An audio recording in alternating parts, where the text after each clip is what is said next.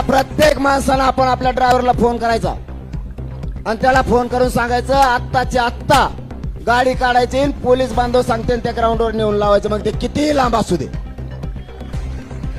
एकही गाडी रोडवर राहता कामा नाही. स्वतः तुम्ही स्वयंसेवक म्हणून काम करायचं. तुम्ही जी मुंबई जाम केली ना मराठ्यानो, 2 घंट्यात पुन्हा मोकळी मुंबई झाली पाहिजे. जबाबदारी तुमची आता.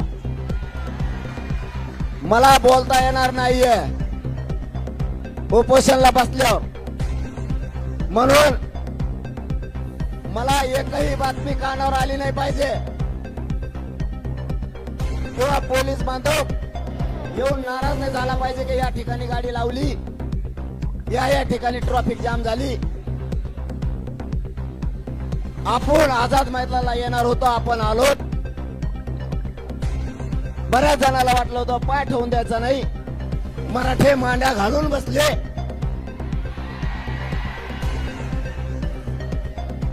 त्याच्यामुळं सरकार पुढचंही सहकार्य आपल्याला परवानगीचं देईल, मान्य न्यायदेवता देईल.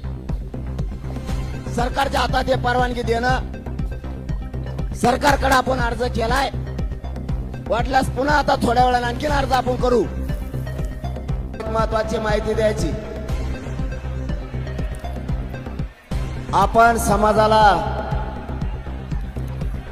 न्याय मिळवून देण्यासाठी इथं आलोय हे कोणी विसरू नका. नुसत्या गडबड गोंधळात समाजाचं वाटोळं करू नका.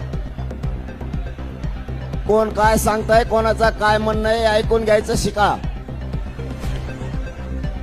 आपण शिकलो नाही, आपण लोकांच्या बुद्धीनं चाललो म्हणून आपल्या समाजाचं 70 वर्षे वाटोळं केलं हे काही मराठ्याने विसरू नका.